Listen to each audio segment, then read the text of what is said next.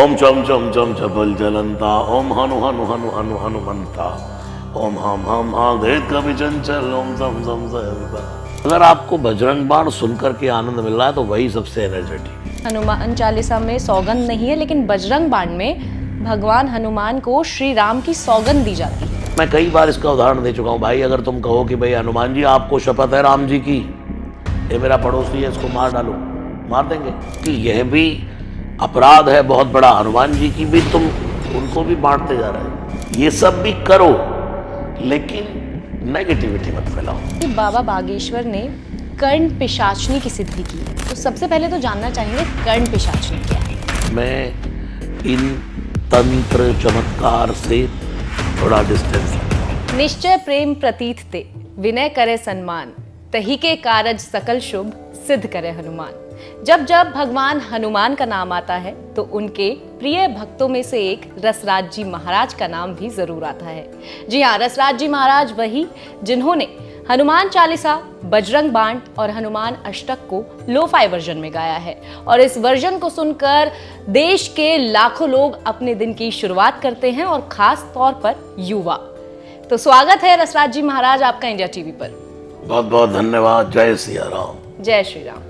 Sir, सबसे पहले मेरा आपसे एक सवाल है कि जब आपको हनुमान जी के प्रति भावना जो आपके मन में उत्पन्न हुई, वो कब बचपन से थी या फिर कुछ ऐसी जीवन में घटना घटी या कुछ ऐसा हुआ जिसके बाद आपके प्रति भगवान, आपके मन में भगवान हनुमान के प्रति ये जो भक्ति भाव आया है?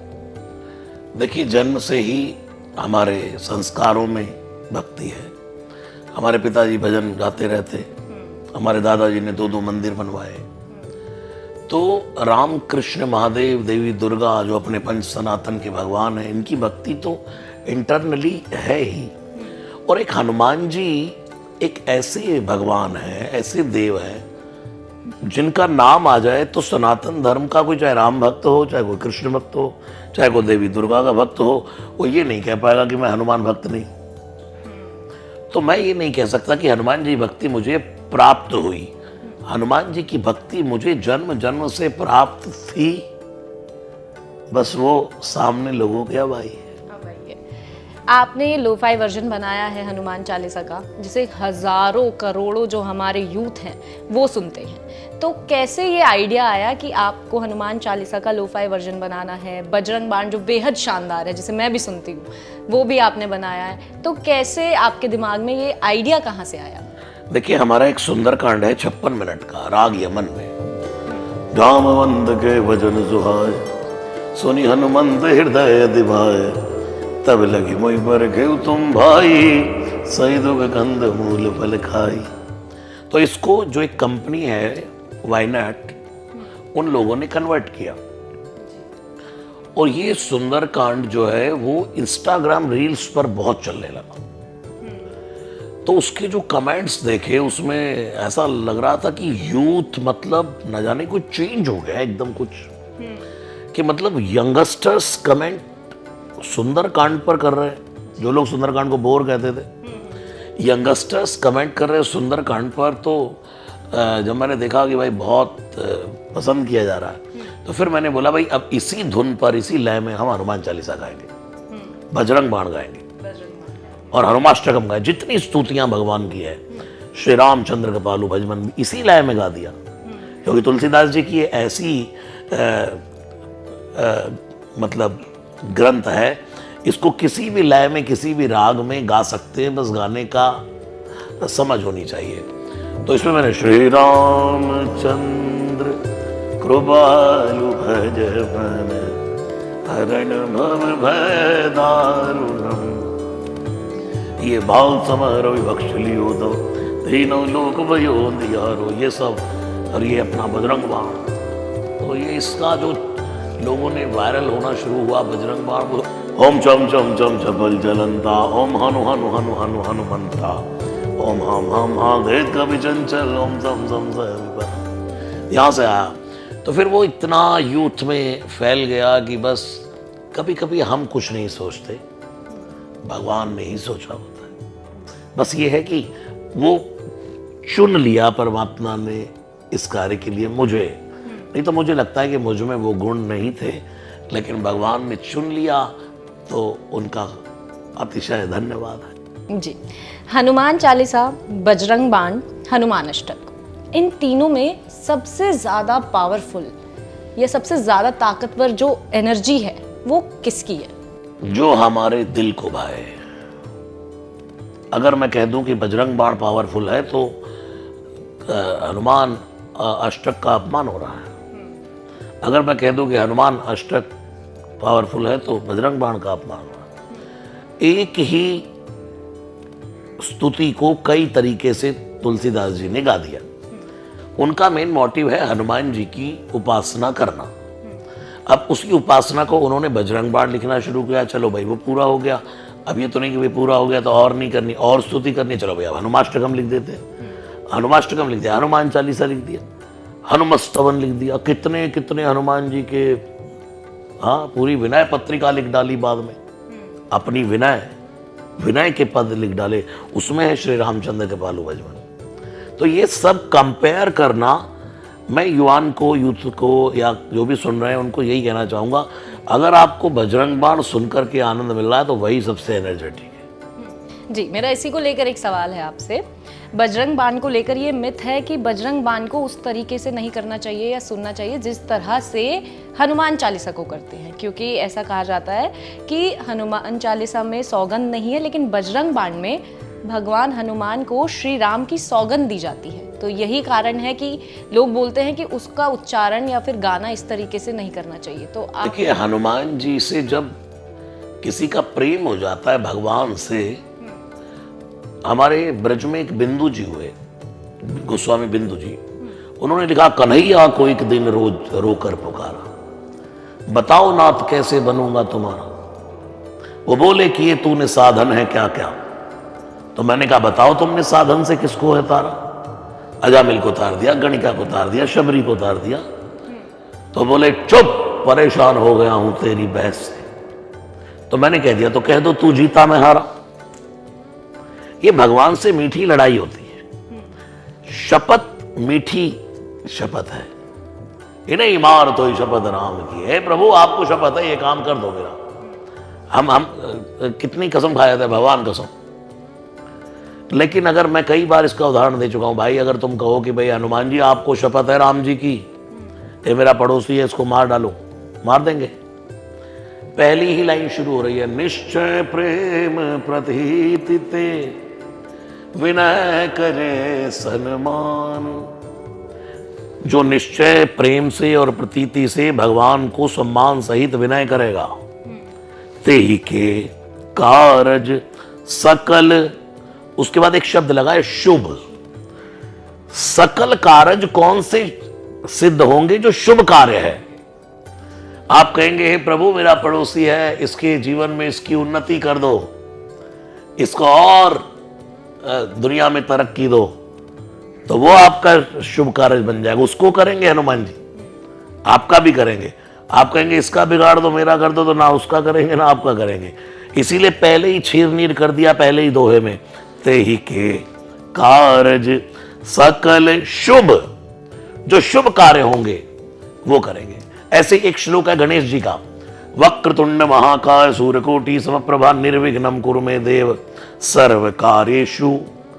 अब यहां से कुछ संतों ने सर्व हटा दिया, वो बोलते शुभ कार्येषु सर्वदा, कि हे गणेश जी जो शुभ कार्य हो वो करना, सर्व कार्य नहीं। बुरे कार्य भी अगर मांग ले हम आपसे, अच्छे भी मांग ले, जो शुभ कार्य हो वो करिएगा। और दूसरा बजरंग बाण में लिखा है, पाठ कर बजरंग बाण की, हनुमत रक्षा करे, तो हनुमत रक्षा करे प्राण की। फिर लिखा, यह बजरंग बाण जो जापे, ताते भूत प्रेत सब कापे। उसके बाद क्या लिखा, धूप दे अरुजप हमेशा, ताके तन नहीं रहे कलेसा। जय हनुमान जय हनुमान जय हनुमान जय हनुमान। हमेशा जपे, धूप दे हमेशा, नित जपे बजरंग बाण।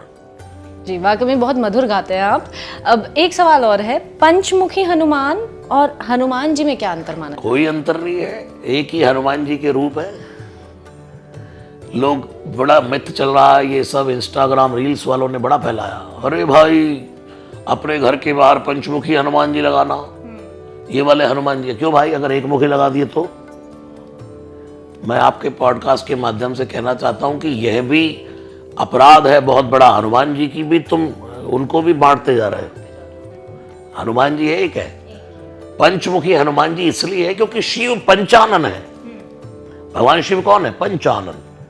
हम आरतियों में बचपन से गाते हैं एकानन चतुरानन, उसके बाद पंच आनन राजे। शिव पंचानन है और शिव के रुद्र देह तजनेह बस हरते भय हनुमान।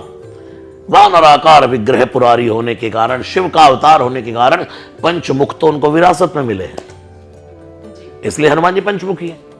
तो कोई अंतर नहीं है, एक ही है हनुमान जी।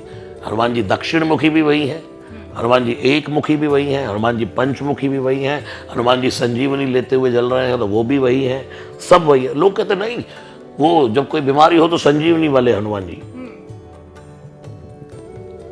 भाई ये सब भी करो, लेकिन नेगेटिविटी मत फैलाओ। जी। और किसी को अगर हनुमान जी की सिद्धि प्राप्त करनी हो, हनुमान जी को पाना हो, तो वो कैसे पाएगा? हनुमान जी गए ही कहाँ है जो पाना है? ये शरीर चलता है श्वासों से। जिस दिन बच्चा जन्म लेता है उसी दिन हवा जुड़ जाती है उसके साथ, शरीर हवा से चलता है। और जिस दिन शरीर से प्राण निकल जाते हैं तो लोग कहते हैं भाई हवा निकल गई। हवा नहीं निकल गई, हनुमान जी निकल गए। जो लोग कहते हैं हनुमान जी कहाँ मिलेंगे, हनुमान जी कहाँ मिलेंगे नहीं, जब जन्म होता है हवा के रूप में हनुमान जी साथ में ही है। पवन देव वात जातम नमामि, हवा ही हनुमान है। जी। 7 चिरंजीवी जो हैं वो हमारी इस धरती पर रह रहे हैं, जिनमें से एक हैं हनुमान जी। तो क्या अब तक कुछ ऐसा प्रमाण मिला है उनके होने का कि वो कहाँ हैं, देश के किस, दुनिया के, संसार के किस कोने में हैं? देखिए, हनुमान जी पहले दिखाई दिया करते थे, लेकिन उनको दिखना बंद हम लोगों ने करवाया, खास तौर से तुलसीदास जी ने। तुलसीदास जी सुबह सुबह शौच करके निकले तो उनकी लोटे में थोड़ा जल बच गया, उन्होंने एक पीपल की जड़ में डाल दिया। जैसे ही डाला तो भूत प्रकट हो गया, हा हा हा हा, मांग मांग मांग, ब्राह्मण क्या चाहिए। तुलसीदास जी ने देखा, अरे भूत। तुलसीदास जी ने कहा, भैया अपनी तो एक ही इच्छा है, कोई मुझे मेरे राम से मिला दे। भूत ने कहा, राम जी से तो मिलवा देंगे, लेकिन उससे मिलने के लिए तो उससे मिलना पड़ता है। तुलसीदास जी ने कहा, हनुमान जी से। और जैसे ही नाम लिया हनुमान, भूत गायब। क्योंकि भूत पिशाच निकट नहीं आवे, महावीर जब नाम सुनावे। तुलसीदास जी ने माथा पकड़ लिया, तेरी किस्मत फूटी है। एक आदमी राम जी से मिलाने वाला मिला, वो भी गया यार। और आगे चले, फिर प्रकट हो गया भूत, हा हा हा हा, है ब्राह्मण, अब उसका नाम नहीं लेना। तुलसीदास जी ने कहा, बिल्कुल नहीं लूंगा मेरे बाप। बोले, काशी में गंगा के घाट पर एक राम कथा होती, वहां जो सबसे पहले आए और सबसे बाद में जाए वही तेरा वो है। कौन? नाम नहीं लिया भूत ने, वही तेरा वो है। अब कथा का समय दोपहर 12 बजे, तुलसीदास जी सुबह ही जाके बैठ गए 8 बजे और अपनी माला निकाल के ऐसे सोचे, हाँ सबसे पहले मैं आ गया, जैसे ही हनुमान जी आएंगे पकड़ लूंगा। जैसे ऐसे करके राम जपना शुरू करा और ऐसे नजर घुमा कर देखी तो दूर कोने में कोढ़ी बैठा। तुलसीदास जी का माथा ठनका, यही तो हनुमान जी नहीं है? बोले, नहीं नहीं, ये कहाँ हनुमान जी। उधर कथा शुरू हुई, पूरी कथा में कोढ़ी भी रोता रहा, तुलसीदास जी भी। सब चले गए, 2 आदमी नहीं जाते, एक हनुमान जी और एक वो कोढ़ी। तुलसीदास जी को अब डाउट हुआ, यही हनुमान जी है। जाकर कहा, आप जाइए। कोढ़ी ने कहा, भाई कोढ़ का रोग है यार, आराम से चला जाऊंगा, भाई तुम जाओ, पहले चला जाऊंगा। तुलसीदास जी ने कहा, नहीं नहीं, पहले आप जाइए फिर मैं जाऊं। बोले, नहीं पहले तुम, पहले आप। इतने में तुलसीदास जी ने चरण ही पकड़ लिए, प्रकट हो जाइए हनुमान जी, प्रकट हो जाइए। कोढ़ी ने कहा, दूर, तुझे रोग लग जाएगा। तुलसीदास जी ने कहा, जैसा रोग आपको लगा है भक्ति का, ऐसा ही तो लगवाना है। हनुमान जी प्रकट हो जाओ। बस वही प्रकट हो गए। उस दिन से हनुमान जी ने दिखना बंद कर दिया। कारण इसलिए कि पकड़ लिया तुलसीदास जी ने, पहचान लिया। लेकिन हनुमान जी यत्र यत्र रघुनाथ कीर्तनम, जहां जहां राम नाम गाया जाएगा तत्र तत्र कृत मस्तकांजलिम वाष्पवारि परिपूर्ण लोचनम मारुतिम नमत राक्षसांतकम। जो कहता है हनुमान जी कहाँ है, राम गाओ, हनुमान जी वहां है। जी। इसी के साथ बाबा बागेश्वर, उनका आपने नाम सुना होगा, वो भी हनुमान जी के परम भक्तों में से एक माने जाते हैं।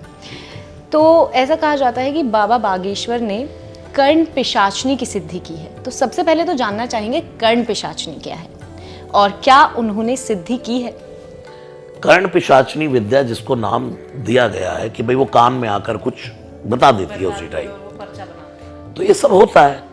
क्या है कर्ण पिशाचनी? क्योंकि कुछ लोगों का मानना है कि कर्ण पिशाचनी एक काली विद्या है, सिद्धियों तंत्र विद्या में है। मैं इन तंत्र चमत्कार से थोड़ा डिस्टेंस रखता हूँ और मैं सिर्फ राम नाम गाने की सलाह लोगों को देता हूँ, हनुमान जी का भजन करने की लोगों को सलाह देता हूँ, अपने रामचरितमानस से जुड़े रहो, गंगा यमुना से जुड़े रहो, ये सब कहता हूँ।